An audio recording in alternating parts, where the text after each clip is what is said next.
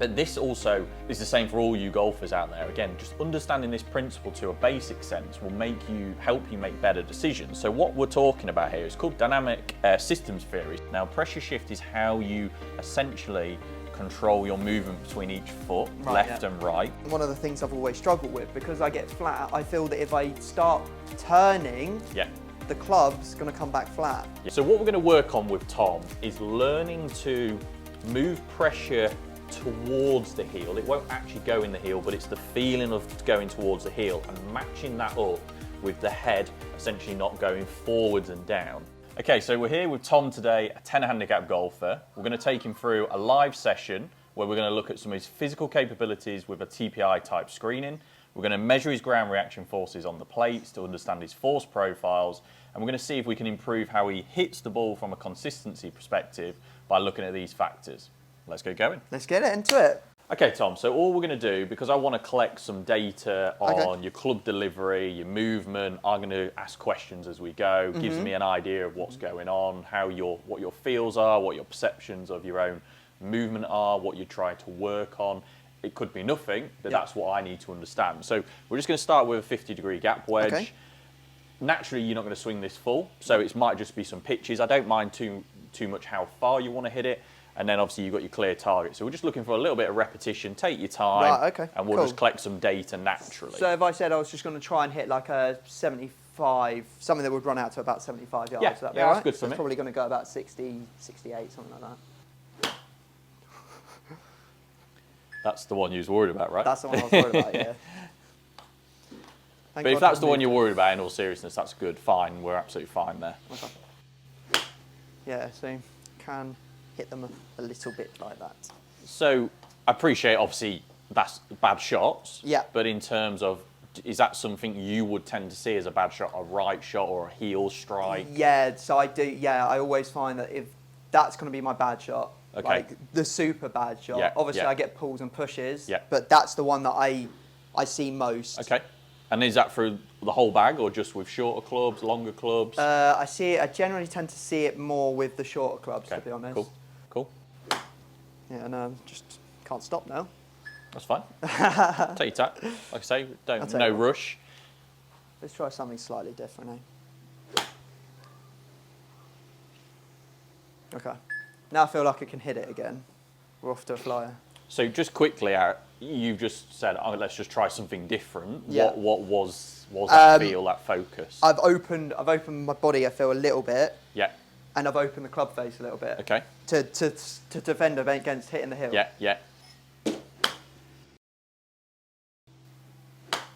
Yeah, no, I know what I'm doing. It's when I get a little bit quick. Yeah. I end up pulling the club back that way instead of kind of rotating my chest.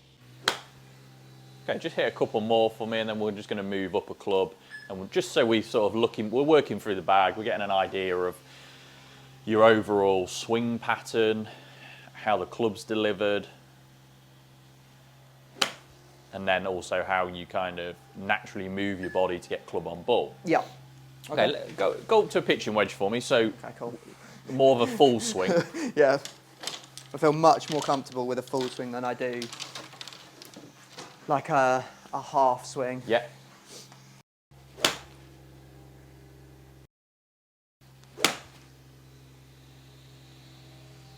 Came inside there. So from your perspective, when you're sort of hitting irons, let's just focus on maybe the short to mid irons. Yeah. If you was to hit a poor strike or a poor shot, do you tend to hit the ground first, or do you tend to fin it? Do you tend to get a toe or a heel? I would say, strangely, if it's like out on course and it's off the fairway, probably thin. If it's on the tee, fat. Okay.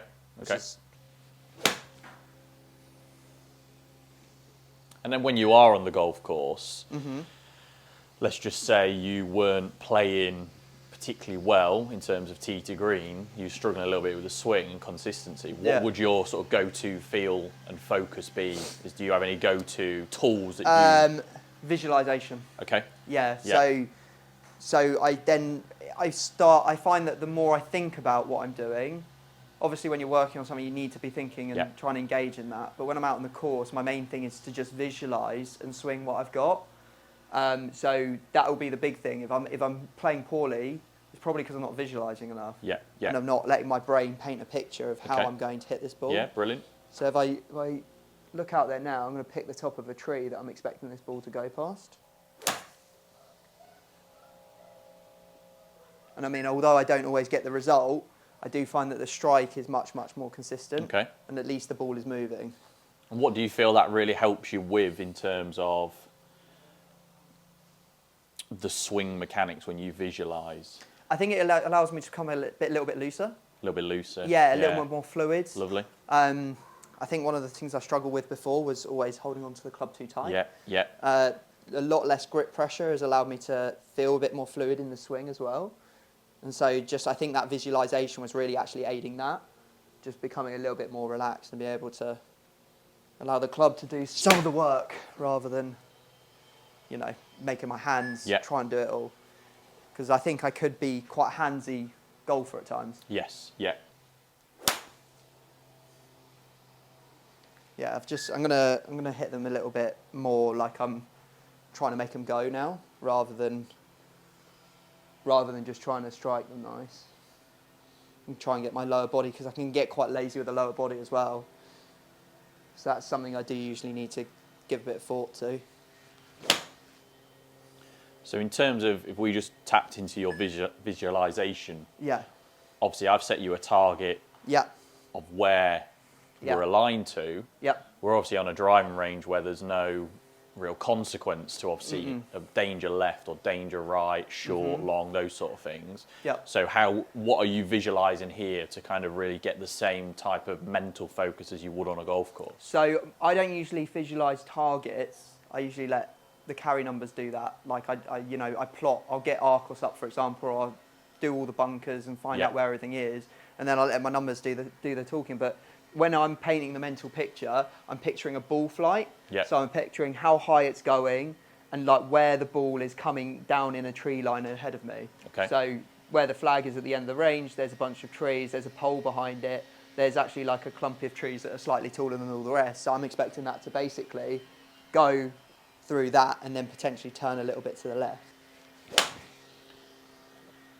So for you really like to see like a window of where that ball's sort of leaving the club and launching and working through. It's not so much, I've heard people have like a grid. They have like a grid with 9 squares. I don't really think like that. I'm thinking more like where the ball is coming down, it's like the drop line. So I'm thinking, I'm past the peak, I'm thinking where is the ball dropping and what's it dropping past? Right, okay. And that kind of helps me, I think it helps me turn to that point. Because that's the other thing, if I'm getting lazy with the bottom half, I'm not turning and it's then going right. I'm losing it right quite a bit. And then just one final question really is, what is the ball flight? So you're seeing this shot, but what is the ball flight you are both attempting to hit, and then on consistently, what would you see as a good shot? So I am very much, I did go for a little patch where I was like playing a fade. I quite liked it. But since I've kind of just changed my swing, I'm just quite happy just trying to hit it straight. Obviously, like straight isn't the greatest. I would quite like to have a specific shape, and maybe that's something we could work on in the lesson, just for, so that I can always aim to the right edge of a green or left edge of a green, and just know that I've got twice as much space to miss effectively. But straight is kind of what I'm seeing right now. With all clubs? All clubs, driver becomes a little bit more, I feel like it's just turning a little bit left. So moving right to left. But not a lot. So I'm not really setting up to see or try and make that happen. That's just kind of naturally what's happening. Okay, good. Let's move on to a 7-iron.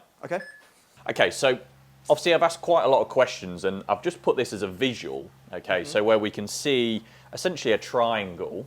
This is a theory that we don't need to go into the depths of what the theory is, but understanding this as a principle both is going to play a huge role in the work we do over the winter, because every time you feed back to me, I'm going to always be looking at these 3 points. Right. And depending on where your head is at to a certain degree Yeah. in each of these points, will give us a clear idea of where the next steps need to be. Right.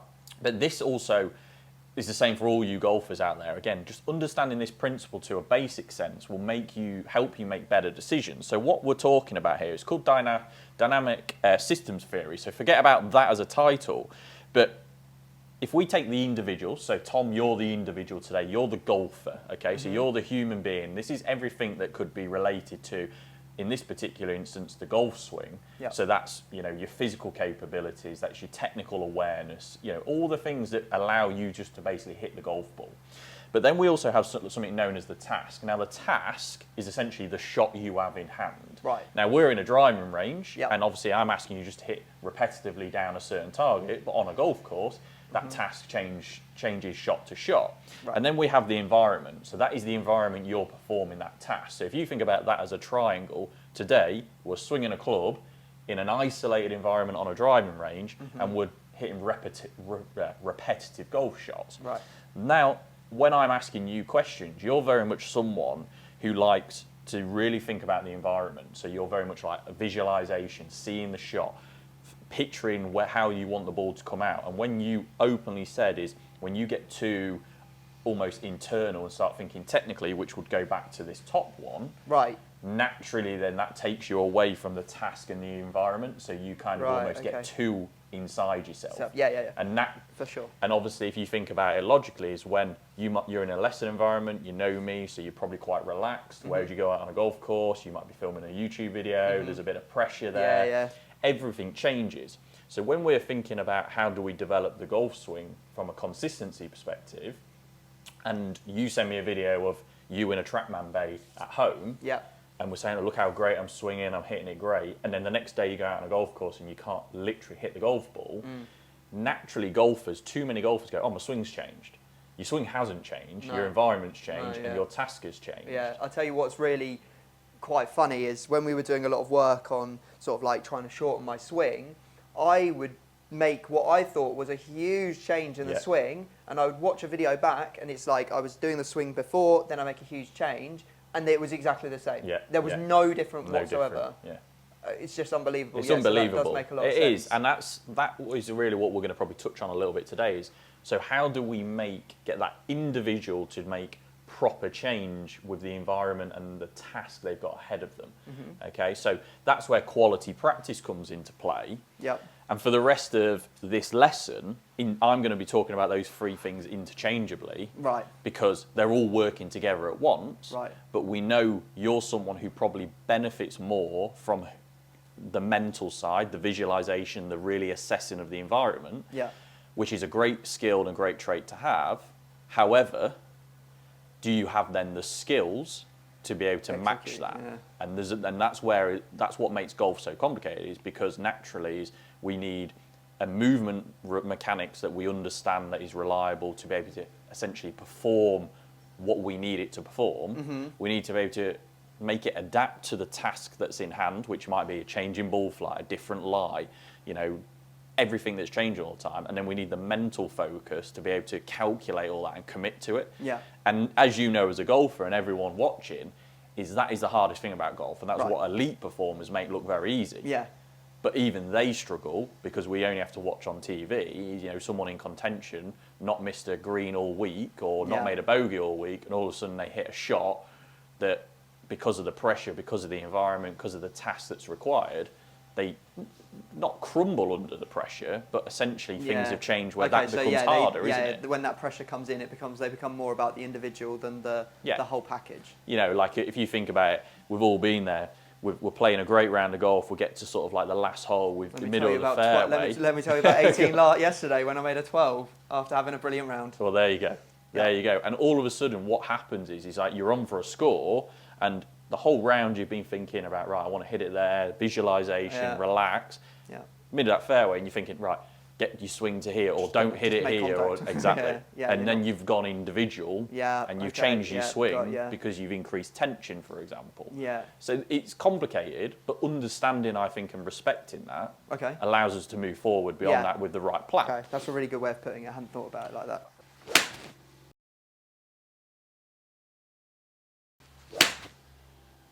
Nice shot. Yeah. Caught that one a little fat. Yeah. That one a bit thin as a compensation. Good.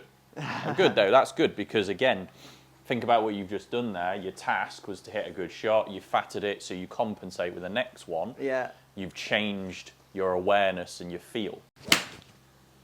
Okay, nice.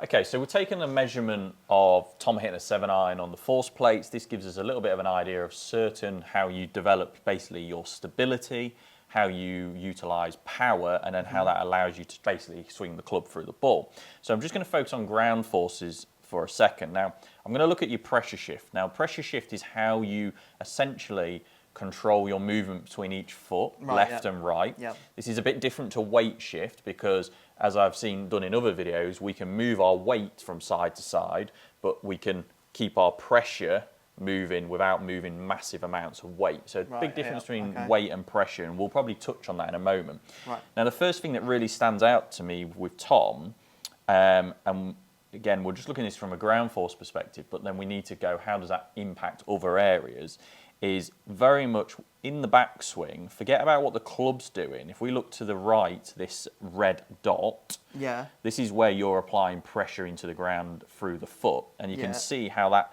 as you sort of go to middle of the backswing and up, you can see how that actually moves towards the toe of your foot. Yeah. Okay, so essentially, from a biomechanical perspective, you're not actually loaded into your right side correctly. Now, you said you could feel that a little bit. That was a little bit to do with the force plates, but this particular swing, you said that was very much what felt a good swing and what you wanted. Okay, Now, even what we'd probably understand from this, because if you don't load properly, you can't stabilise your upper body, you can't stabilise the club in the right way. And that's something that we then see with the upper body motion, where I'm going to show this in slow motion, but if you look, as you take the club away, if you watch your head, or let's say the quiff on your hair, watch how in the backswing that starts to move forward towards essentially, like, let's say the wall in this case.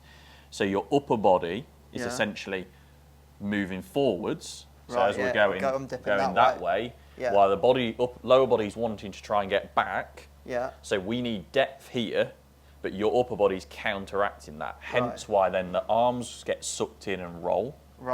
Yeah, because they've got nowhere to stay on plane. So they're like, your body's doing this. It's going, right, okay, how do I get on plane? I'm going to roll it in early. And then we get, because you're very mobile through the upper body, most people wouldn't be able to get like a long swing from there. You then essentially lift the arms get cramped, and you're in a stuck position. Okay, so and is that why I get flat, or part of the reason I get flat exactly really early? that, Because I just, even if I try to get, like, take it away steep, I can't. Can't do it, I just can't do it. So your body... That's because my body is in a position, I might be ready to go steep from here, but I actually roll, so I'm now on an angle, my whole body's... Essentially, if your lower body's trying to go backwards, your upper body is doing the opposite and going forward. So they're like, that's putting a lot of stress on the body, but also from an efficiency perspective, it's almost they're working against each other rather than with each other. And then as a result, we kind of see how that unfolds in the downswing. If we look at that pressure shift in the downswing, because you're on your toe and you've got nowhere to push into the left side and rotate, again, if you look at impact, we've got the blue dot is very much out on the toes. You can actually see if we look closely, your left heel's actually off the ground. So all your body's going out that way. Where if you think about it logically, we need the lower body rotating back to create space here. So then we can go down. So some people could look at this golf swing and go, okay, it looks like you've got quite a lot of rotation through the ball with your lower body in that. But the difference is you've spun that open. So you're just spinning. Rather than essentially pushing into the ground for you to open up and create space. And if we look at sort of how the right arm gets a little bit trapped there, see how it's very stuck into the body, and there's nowhere for impact. See how it stays bent. There's essentially the right arm can't release and throw. Now that's a byproduct of how you're moving and loading up. So what we're going to look at today is if we can give a feeling of how we can load better, Right. but also not get too bogged down technically with that. Yes. Because for you, as we talked about, we want to have that very much that visualization and that feel. Yeah. But obviously the stages into how we can achieve that. Well, yeah, I mean, it's that idea of my visualization, but the skill not being able to match up to it. So we need to work on the skill. We've got to so find that a middle ground. visualization can then take place. Yeah. Perfect. So, does that make sense? I appreciate that might be a little bit more in depth than normal. Oh no, that's really good. I think that's really interesting information. And I mean, I think one of the things that I've always wanted from a coach is to work on the foundation. Yeah. To get that in a good spot, rather than working on how can I get him to hit the ball good today. But no, you're absolutely right. Yeah, because I think that a lot of lessons that I've had in the past with numerous different coaches, I always walk away hitting the ball much better. Mm-hmm. But I feel like it's a plaster effect. Yeah. You've got a big problem. We'll stick a plaster on it, and you can get away with it for a while. But then those sort of problems just keep coming back and back and back. So I love that, and I think that's quite important to note. So Tom's going on very much a journey over the winter to try and get down to a 5 handicap, which is stepping up a level. Mm-hmm. And from a statistical analysis, tee to green is where the main shots are being dropped. Yeah.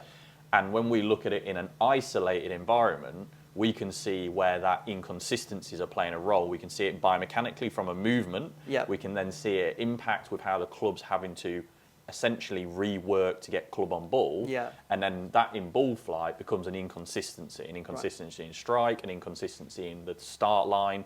And then also for you, because of those two factors, an inconsistency in yardage. Yeah. So, you know, you might, I imagine you've been on the course at times where it's a stock shot, you hit the ball solid, but it doesn't go the distance that you expect it to. Yeah. And it's like, okay, have I misjudged that? Yeah. When the reality is there's an inconsistency in club delivery. That means like you might add a little bit of loft, your strike might not be as clean, there's more spin. And that's all we're trying to develop. I think one of the things I've always also struggled with, which is probably related to this, is balance. Yes. So feeling off balanced when I finish a shot. Brilliant. So sometimes I might be falling forwards and the club's coming under me and ball's going far left. Brilliant, yeah. Or if I'm falling backwards again, it's going far right. And I'm guessing that all stems from the fact that I haven't got the base, the building blocks. Yeah, 100%. 100%. Yeah. Right, well, how do we fix it? How do we fix it? Now Well, we know the problem. We don't. Huh? So, so I'm going to try something here that I might not always try with golfers, but as we talked about with those 3 principles, now you know that information. Yeah. So you've visually seen it. Yeah. You have an awareness of it. Yeah. You might have your own interpretation of what it means. Yes. I'm going to ask you to hit 5 or 6 shots where you're going to maybe try and create a feeling and an awareness that works more towards that. Now, this is not a, if you get it right, sort of, or wrong. It's more, can you tune into awareness and feels and interpretation, and what does that change, if anything? I can almost unequivocally say I will not be able to do this. Okay. After all of the times that I'm like, I've managed to shorten my swing massively, and then I look at it and it's like I look like John Daly. Like, I don't know if this will be possible. Okay. Right. So that's fine. Not. Have you got any feels that you can give me now, or should I just in my head try and figure out what I need to do? So think about what we said. Fundamentally, your head gets, let's say, closer to the golf ball in the backswing, and we want it to stay at least where it is, and we want you to try and almost feel like you get more depth with the lower body, which is essentially the right hip, or more pressure in towards the heel of the right foot. See, this is, I think, one of the things I've always struggled with, because I get flat. I feel that if I start turning, the club's going to come back flat. Yeah. Whereas I feel like if I'm like this motion, maybe I'm not it feels like I'm going a bit steeper, but obviously in relation. Yeah, exactly. So feeling real. And that's why I like to sort of test the golfers first and foremost. Bit thin. I think now the next shot, because I've hit that thin, I'm going to think, drop my head to get back to the ball. Yeah. But I don't want to do that. Good. So I just got to try and think, how do I get my hands back now? Well, if we turn through instead. Good effort. Really good effort. Bit better. Right, okay. Well, I'll tell you what. Let's move the ball closer and drop my hands a little bit. We're getting different results. Okay. Ooh.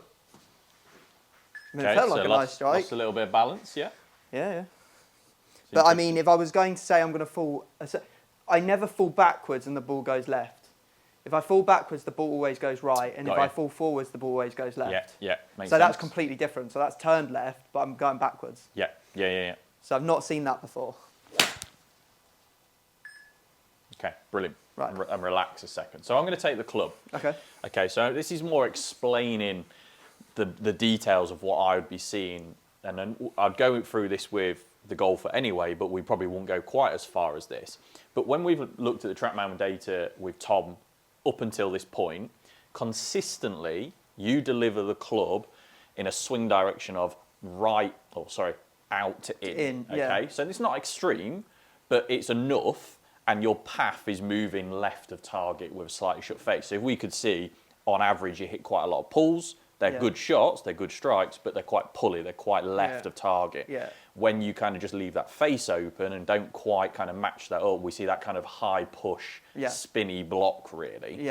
Now, this is the beauty, and this is a lesson to take for all golfers, is I've given Tom a little bit of information, nothing extreme. I've asked him to sort of self-interpret what to do, and we've seen a mixture of shots, we've seen some mishits, blah, blah, blah. And that's an example with a golfer is when they think they're doing something wrong or their friend might tell them during a round, or they might have a one-off lesson and not return, is they then go down rabbit holes of going, okay, I think I know what it is. I'll look at multiple YouTube videos, or I'll go with a feel. Could never be me. Exactly, and you're going to get different results. You might get a feel where you're not actually doing what you think you're doing, and you hit a really good shot and you go, oh, that's it. And then you use that for a week, and then you're back to square one, and it's a vicious circle. Guilty. It's so common and so easy to do. And what I want to show Tom today is like, when we go through a winter, we now need to go through a process where we're trying to recalibrate the body, the brain, of where we are in space and how we're going to make contact with the ball. And if we don't make solid contact, what type of contact are we going to see that's close to what we're looking for versus not so close? And that might sometimes mean that the movement could be further away than we want, but you hit a better shot because that's your natural move, versus we're trying to recalibrate and make a change where you might hit slightly worse shots in the short term, but you're close to where you need to go. But just before, when I started doing a different feel there, was I doing the same thing? Yeah, so this is what's really good, and this is why we have to measure. So Tom's feel straight away changed your swing direction from something that was very much on paper here to here to more underneath and out to the right. And that's better? That's better because you're shallowing your swing out naturally. And you're going to, because you're someone who wants to see quite a straight shot, you're getting that path a little bit more neutral and to the right. So what we should start to see is probably slightly more of a draw shape. I'm guessing that's why I fell backwards and it's turning left. So we should be able to get more consistent, a better flight, better spin control. So even your own feels changed your club delivery. We now just need to refine that. Okay? So what we're going to work on with Tom is learning to move pressure towards the heel. It won't actually go in the heel, but it's the feeling of going towards the heel and matching that up with the head essentially not going forwards and down. So we're almost going to, in simple terms, keep our height and keep our depth. Now what will happen in the short term is we might get the arms almost a bit too flat because that's your natural instinct. But if we chop the arms off, and let's say we had that as a body motion, that's now going to give space to get the arms more out in front and a little bit more upright. Now, this is where we've got to look at this as a journey and a process. You might be able to do this quite quickly, but we're looking for quality over quantity and not just a quick fix, hence the part of rebuilding the swing a little bit. So to start with, I've got a yoga wedge. These are great tools. I'm going to get you to stand here, Okay, so you're going to stand with your right foot, your trail foot, in the middle of this yoga wedge. And we're simply just going to put club across chest, and we're just going to focus on turning. Now, the butt end of the club, if you think about what you would naturally do, is go here.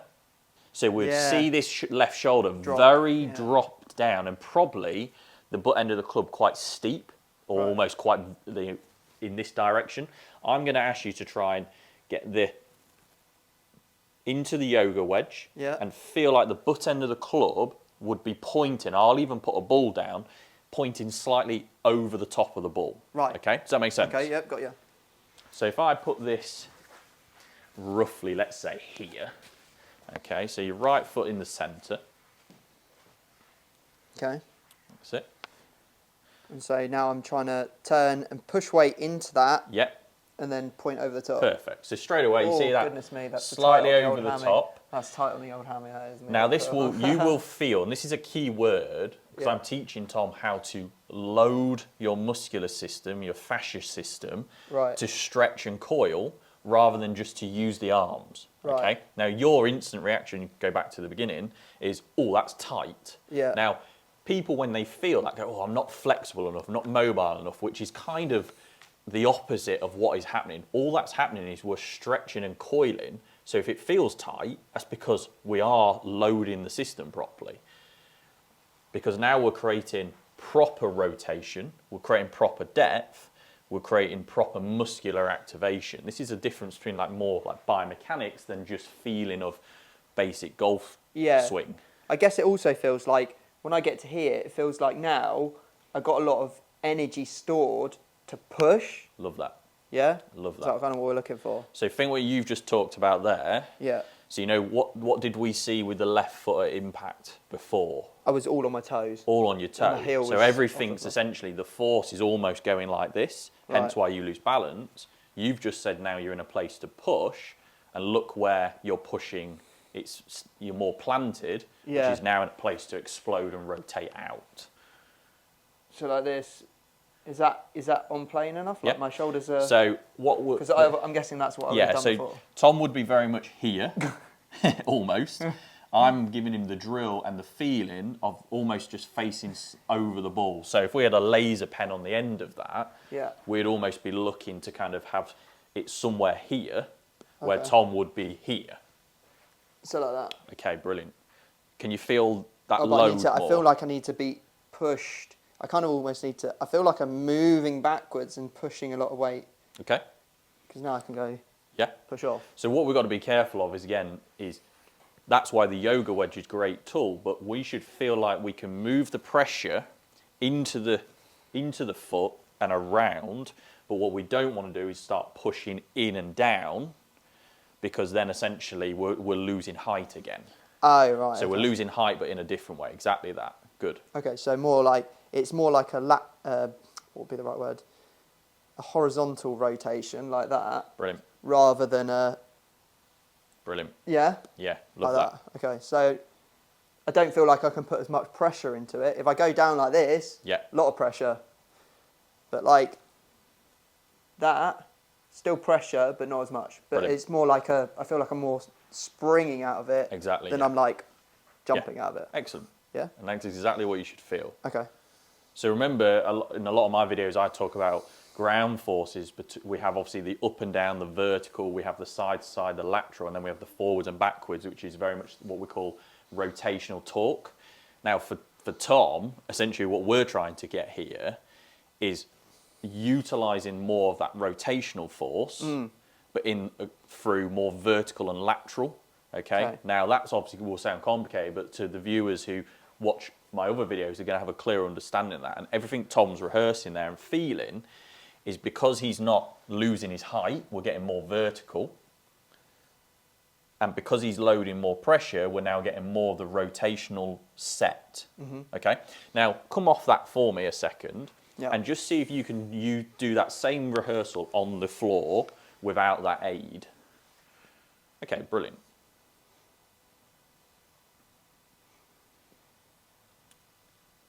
Now, when Tom's rehearsing, this is going to be so great. You can see in the video, Tom might be able to feel it, is if we had put his arms out straight here, we'd see that wouldn't be a really long overswing, because essentially those muscles, and especially around the spine, have really wound up in the correct way. It's starting to feel tired across my stomach.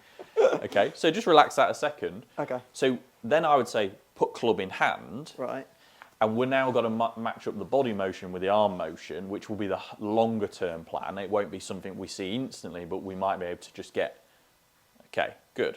So straight away we can see Tom's arms get sucked quite far across his body now because he's getting more depth.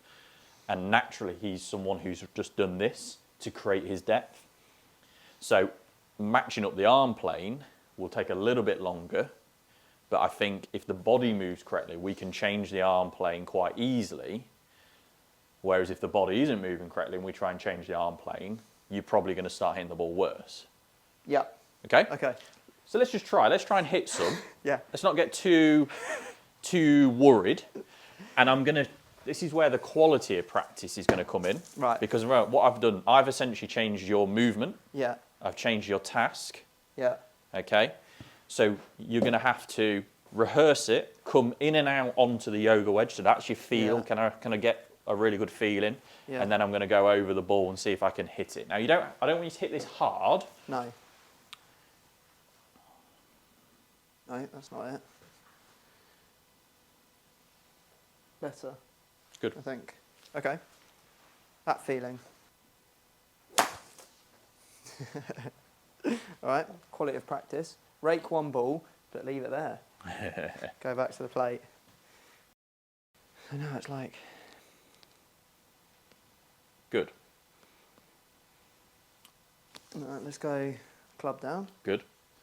So if you think where your body's moving, where would the club want to be a bit more on plane? So if I then go back down to the beginning, if I stood here and I said, create this body movement without hitting me. So do it in nice slow motion, okay? Yeah.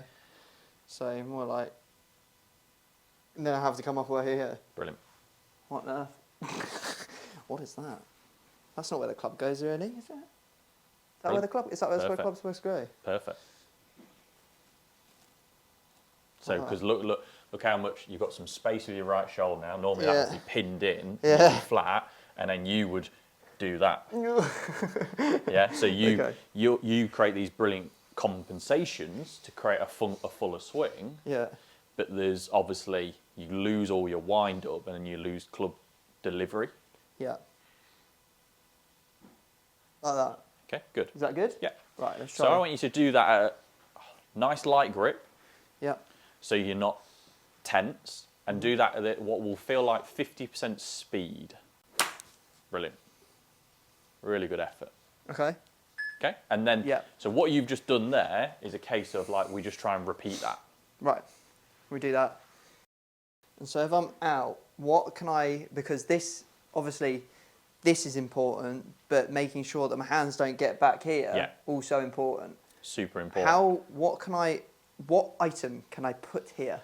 Well, other than a person who obviously we've done some bits and think what we've used in the past with the band, because again, if you don't stretch that band, naturally that's because you've just done that. So obviously again, it's about getting a little bit more upright.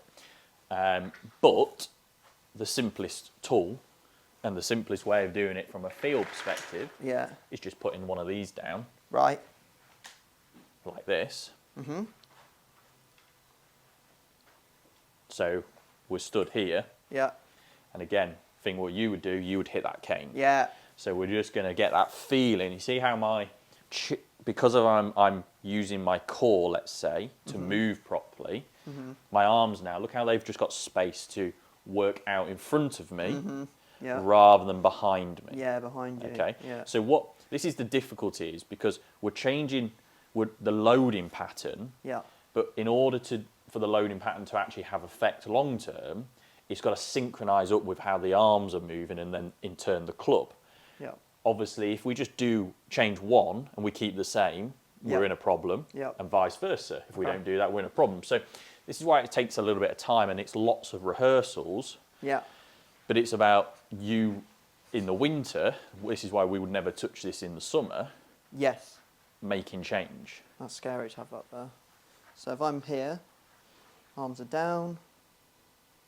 Need to keep that load. Yep. So I'm gonna move that slightly. It's probably a little bit too harsh. Right. Okay. Okay. So do that again. So I want to be more like. Brilliant. Now, when you look at this on camera, you'll see how much you've got big turn here, but your arms haven't gone far because you've actually loaded up. So you don't need a long swing to load up. Yeah. So you've still got plenty of stored energy, if not more, but you've got a much shorter motion, naturally. Okay, I'll tell you what. You should feel that pulling a little bit more. Very good effort. Very good effort. Right. Okay, makes sense. Now, I feel like if we added more rate aids, it would be that meme where the guys at the driving range with like... 100%. So I think this is like a really nice setup. I think I might get myself one of these, and then just spend the next, 4 weeks doing this? 100%. So this is what we kind of call like, this particular motion is like a dry drill. We don't need to hit a ball. Yeah. You can be doing this at home without hitting balls. Yeah. But it's about for you to understand, okay, where do I need to move pressure and how does the upper body need to move to match that? Yeah. Okay. So once we've got that nailed, then we'd move to putting that club in hand. Yeah. So you can then just feel the arms. So if you just put the club in the hands quickly, and although me and Tom have done work in the past, can you remember one of the reference points we always talked about was mid backswing? So if you swing up with that same body motion to about there, we always try to talk about getting like the centre of the hands in line with the centre of the chest. So you don't necessarily need to create that as such, but if you can see with that body motion, there's space for that to happen. Where in the past, if you put your head over there, you see how there's nowhere for that to go. So they just roll in, get flat, get very stuck to the body. Yeah. Okay. So that's like, almost like stage one, is learn to get this backswing, essentially with more width, more space through the correct body motion. And that's just going to be utilising something like a yoga wedge. And then if you hit balls, just put an alignment stick through your basket. It's a constraint. It forces you to not basically roll in early. Yeah, it's immediate feedback, isn't it? Exactly. Because, as I said, I think I'm making a change, and then I look and it's the same. Yes. So making sure that I physically cannot do that, probably a really good 100% method. Okay. So I'm going to keep it that simple. Yeah. And obviously we're going to check in on this as progress. Yes. But I'm going to go back to the theory I said at the beginning, the 3 triangles. Right. We've changed the individual movement pattern today, giving you a whole new outlook and perception of movement and what that's going to do for your swing over time. Okay. Right. So your task isn't about hitting really good golf shots in the short term. It's about the repetition, the rehearsals, the quality of trying to reorganize the body in a way where we can get to these positions. Yeah. Over time, then we'll look at more, how does that influence the downswing and impact? So we don't want to get bogged down too much with amazing golf shots. Yes. Because you're going to hit some poor golf shots. Yeah. But what I would want to see, if you're doing this movement much better, is I would expect to see the left shot become less and less. Okay, so you shouldn't see so many pulls, and if you do see a bit of a block, we should probably still see it going quite far. So it's not as like kind of pushy and spinny and going out to the right. Yeah. And it's just then for you to get some quality practice with the shorter clubs at slower speeds. Yeah. And then you build that up through the bag and at faster speeds. So it's not trying to change it all in one go. It's trying to have stages and earn the right to move on to the next stage. Got ya. And obviously for us, if we're checking in regularly, we can make sure you stay on track with that. Yep, perfect. Okay. Makes perfect sense, yeah. Brilliant work. Right, Okay. well, thank you very Looking much. forward Really to seeing appreciate your the progress. analysis. Brilliant. Okay, cool.